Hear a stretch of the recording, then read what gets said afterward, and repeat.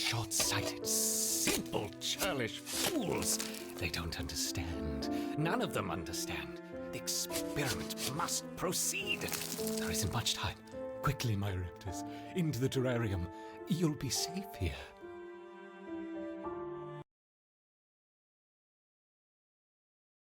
Is it done? Yes. Look. Gone. I see.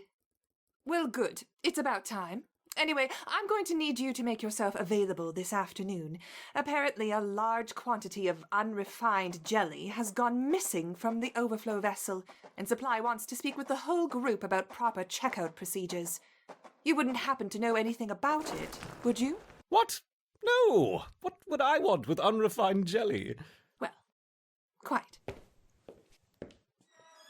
What would I want, indeed?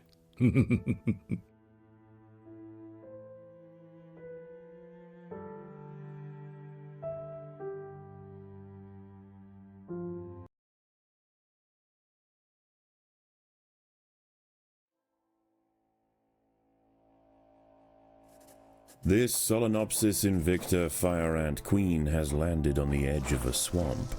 She may be far from her native habitat, but the fire ants are well known for their ability to adapt. Competition for food will be fierce. She will need to raise an army quickly to compete with the local predators.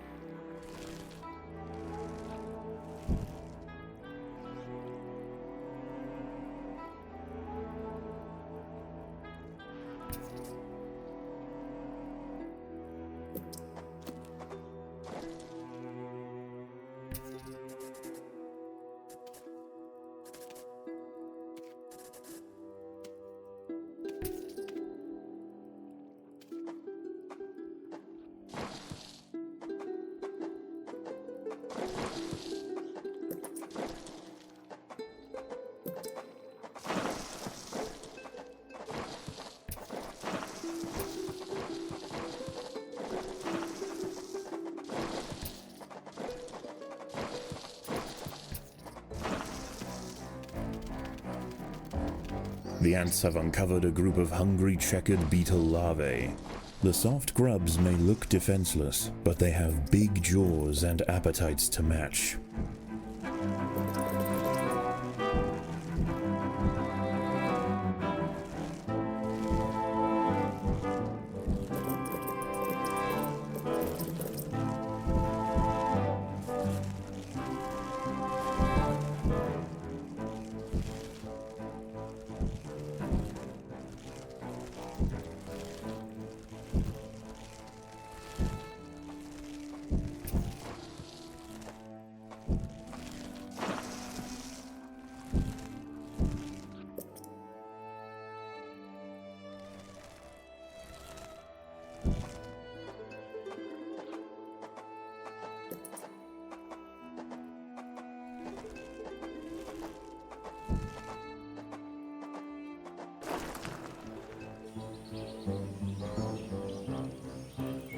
The colony lies in the shadow of a great titan to the north, an American bullfrog. This large female has found the perfect spot to feed. Sheltered by foliage and in the path of many wandering insects and smaller amphibians, she has no reason to move on. Eventually she will need to be displaced, but for now, the fire ants have more pressing business to attend to. Many of the milkweed plants growing nearby are infested with aphids. Their honeydew excretions present an ideal, energy-rich food source for the fire ants. Aphids far from the nest are vulnerable, however, and are sometimes relocated closer to home where they can be better protected from predators and thieves. The boggy soil surrounding the nest is lacking in nitrogen and phosphorus, nutrients vital for plants to photosynthesize and grow. To survive in this environment, some have evolved to supplement their mineral diet by trapping and dissolving invertebrate prey.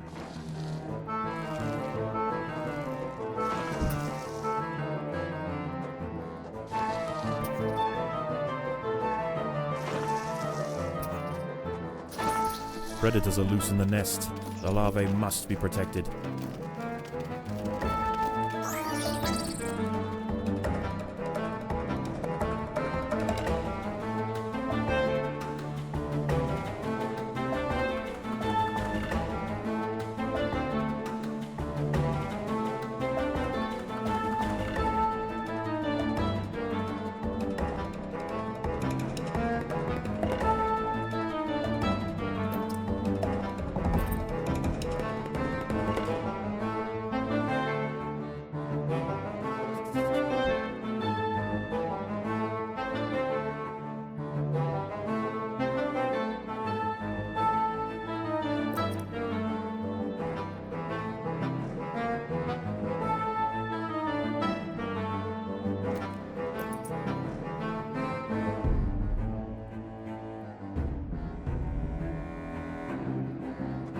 A small colony of Phaedulae maurici big-headed ants have established themselves on a hill to the west. Scavenging for seeds, aphids, and dead insects, they are unlikely to pose a threat to the Invicta colony if left undisturbed.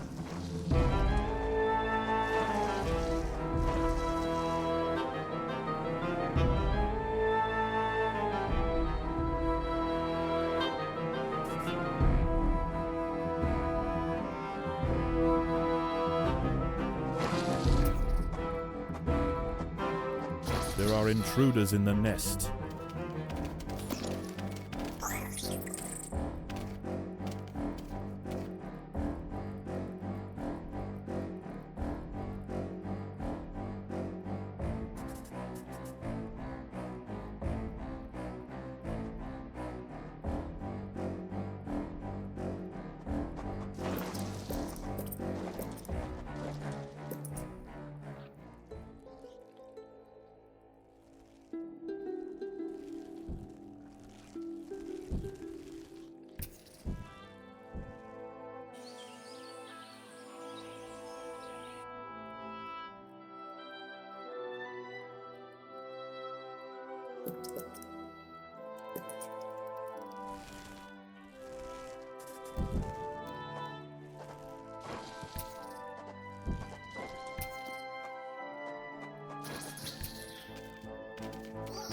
There are intruders in the nest. The colony is starving.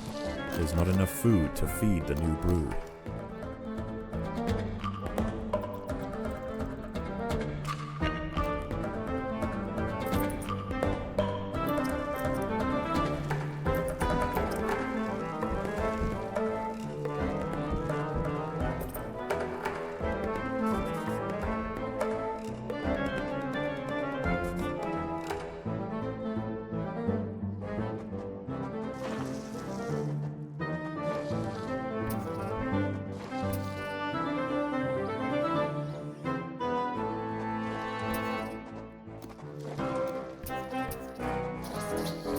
Predators are loose in the nest.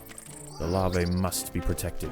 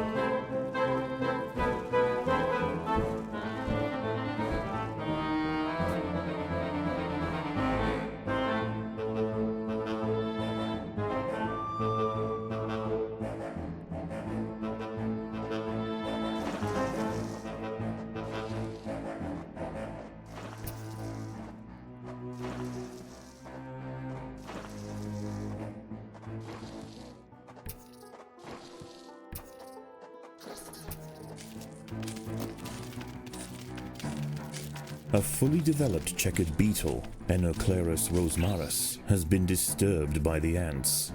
It has the same ravenous appetite and slicing jaws as its juvenile counterpart, but now paired with thick armor plates, it represents a far greater danger to the colony.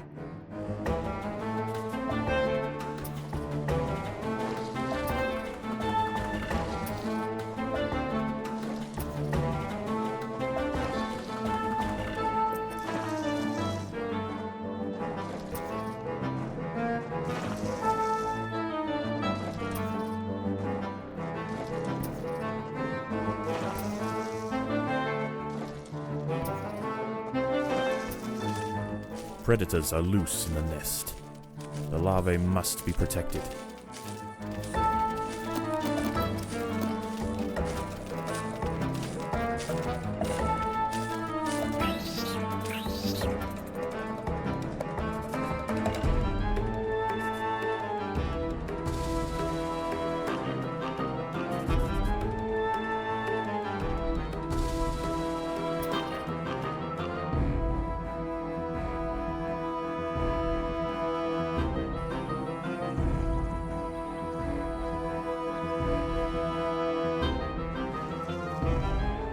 As the sun sets, the local amphibians begin to emerge from moist crevices near the water's edge. Lone invertebrates will be picked off quickly. The ants should travel in numbers or not at all.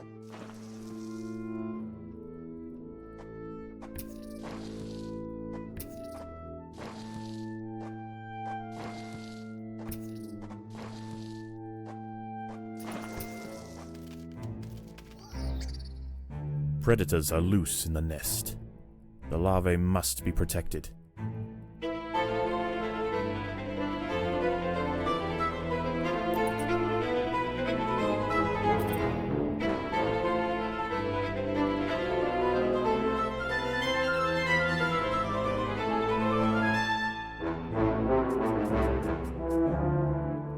A bombardier beetle, Brachinus alternans, is hunting for insects outside the nest.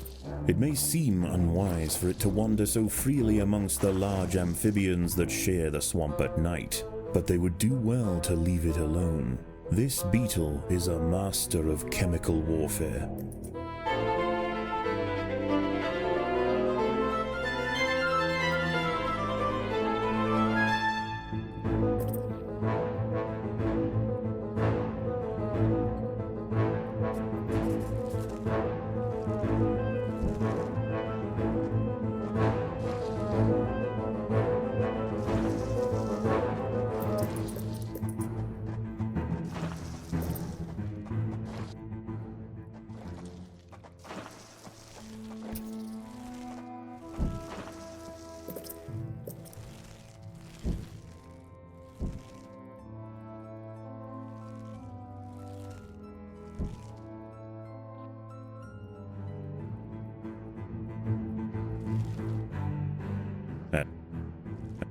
At night, eastern narrow-mouthed toads patrol above ground looking for food. Ants make up 75% of their diet, so the small colony must stay alert. To make matters worse, they are excellent diggers. It's only a matter of time before one tunnels its way into the nest.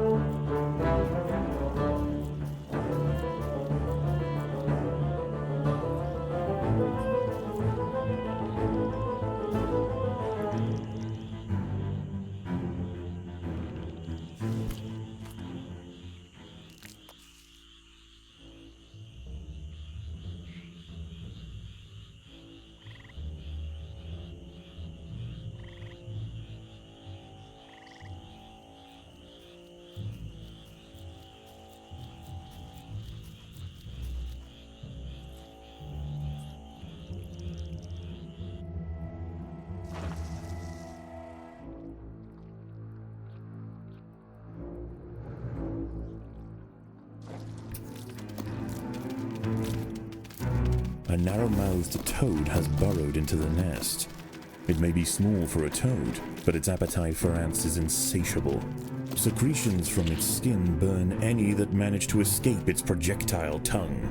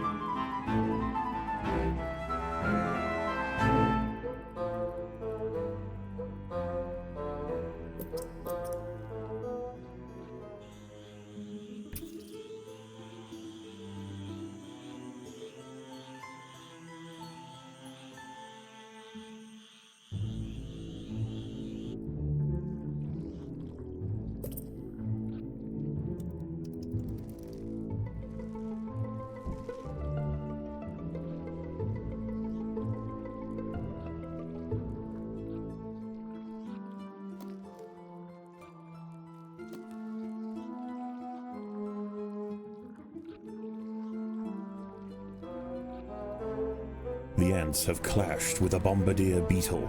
Feeling threatened, the beetle mixes a cocktail of chemicals that react together, boil, and explode from a valve at the base of its abdomen.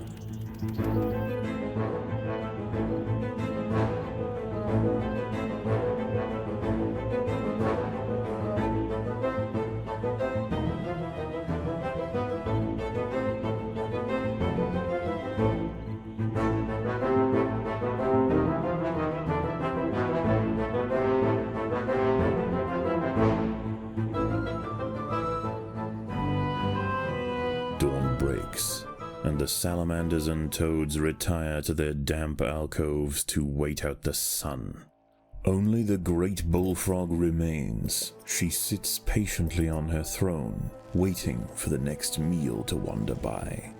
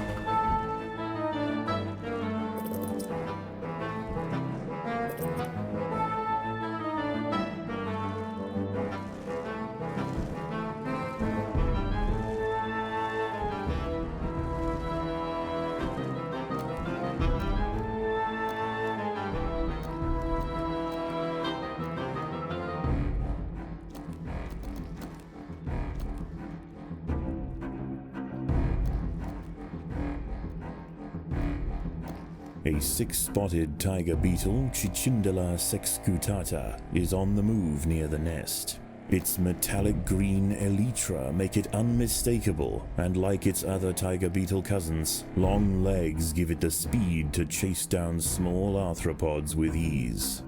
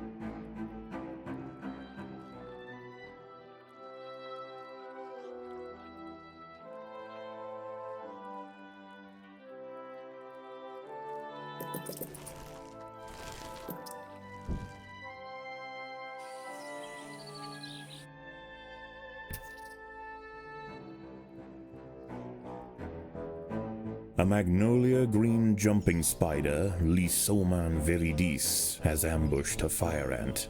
It prefers to hunt on foliage, where it is less likely to be spotted by predators and prey alike. Out on the ground, it's more vulnerable, but that won't stop it from snacking on lone ants far from the safety of the nest.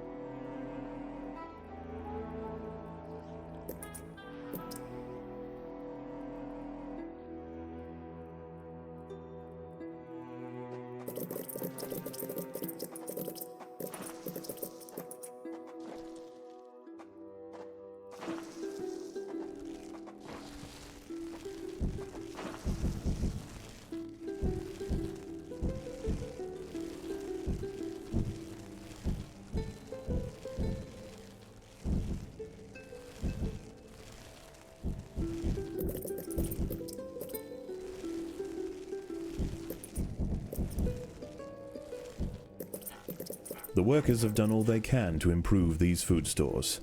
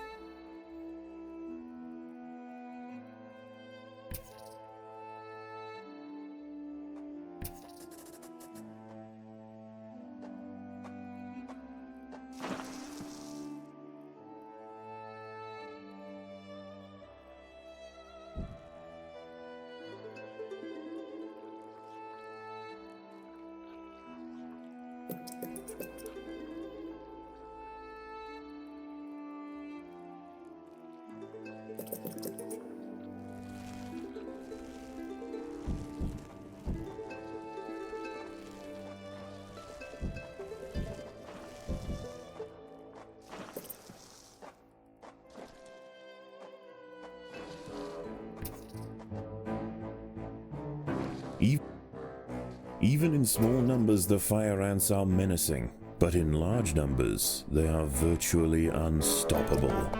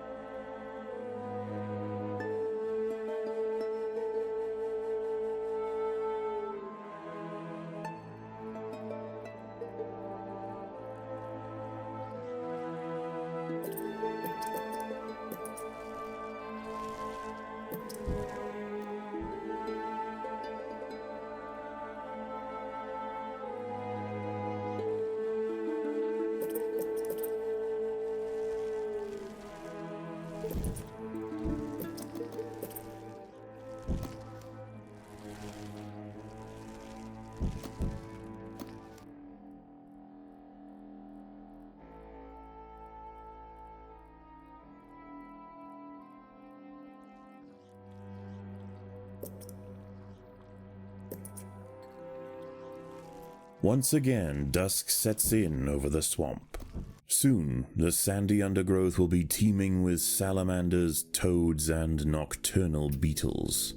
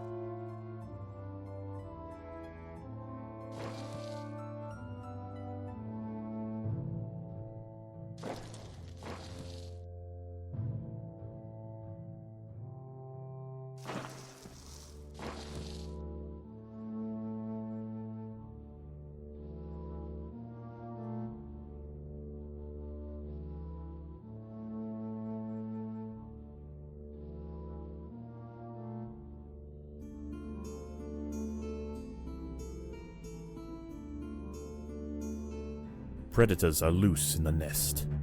The larvae must be protected.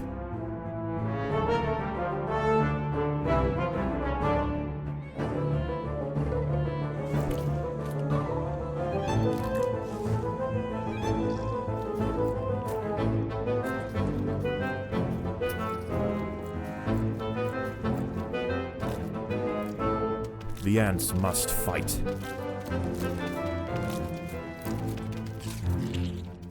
Predators are loose in the nest. The larvae must be protected.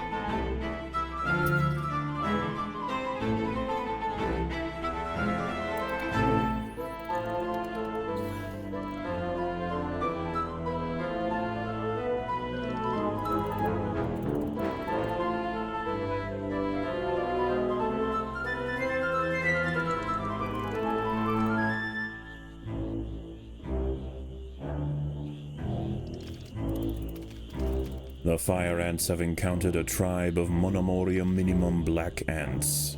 These tiny little ants may seem feeble, but the Invicta colony would do well to treat them with caution. Although primarily scavengers, they are armed with powerful chemical secretions and have been known on occasion to invade fire ant nests.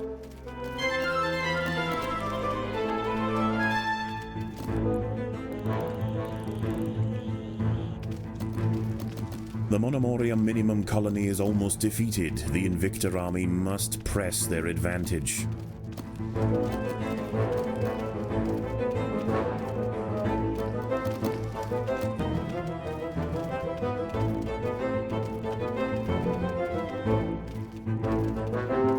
For the swamp amphibians, the nighttime feast is over. Toads give way to tiger beetles, and the ant colonies step up their activities. If the fire ants are to stand any chance of establishing a long-lasting empire, they must grow quickly. There is no time to waste.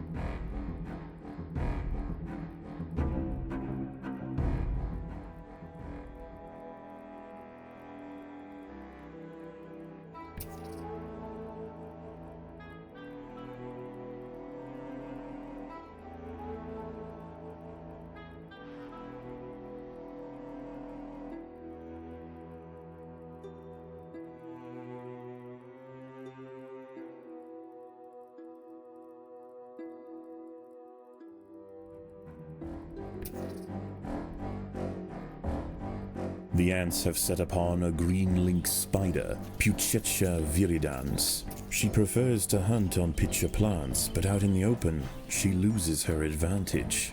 Far from defenseless, however, when threatened she can spit venom up to 30 centimeters from her fangs.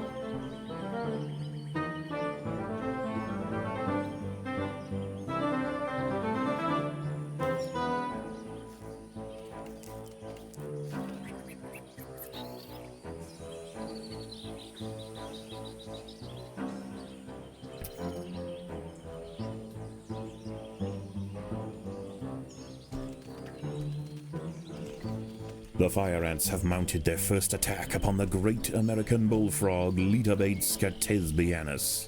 The brave frontline soldiers are quickly crushed and eaten. They must surround and swarm the enormous creature to stand any chance of defeating it.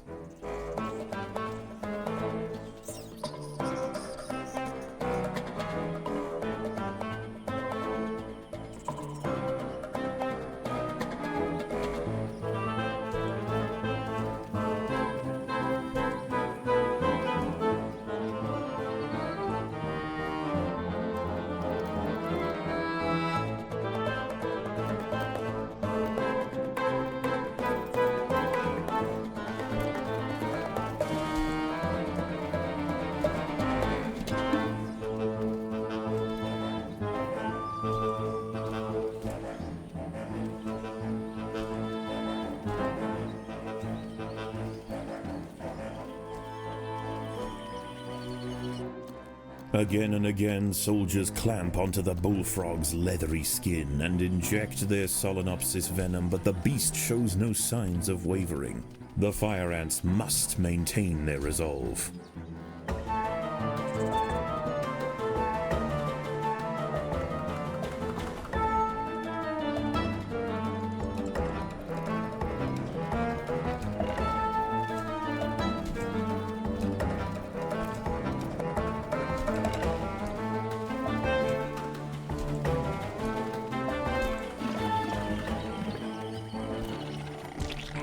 Overwhelmed with burning venom, the bullfrog finally succumbs to the might of the fire ants. Utterly spent, it collapses on the hillside, leaving the victors free to consume its body. Unbeknownst to the ants, the presence of the bullfrog was keeping many other local amphibians at bay. The power vacuum it left behind is attracting a host of salamanders and frogs eager to take its place. The ants should go to ground quickly and prepare for the imminent chaos.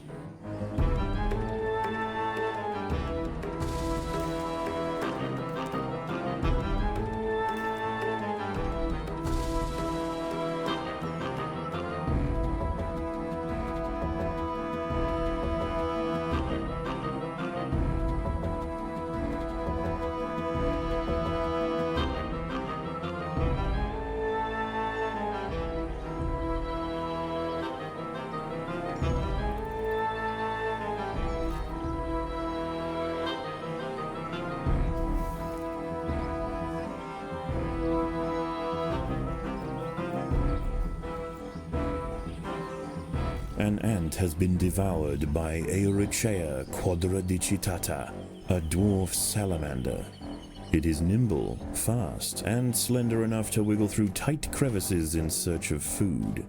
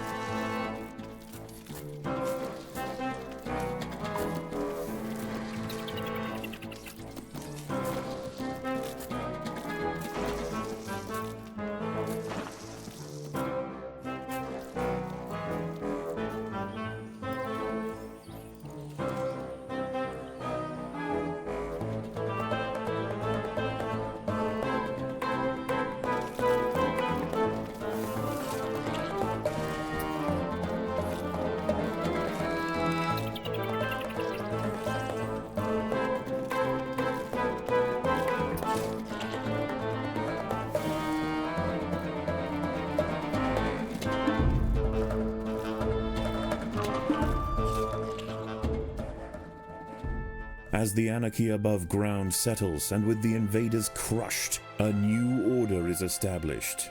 This is now the domain of the Fire Ant.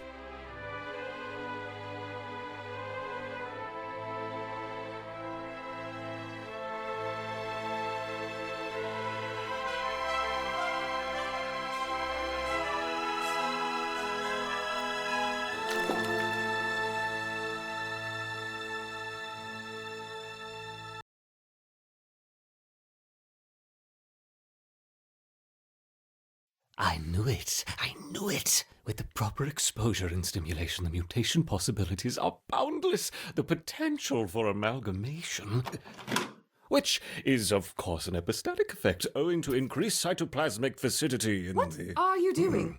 Preparing the report. Can you not do it quietly? Perhaps try using the keyboard? The keyboard. How quaint.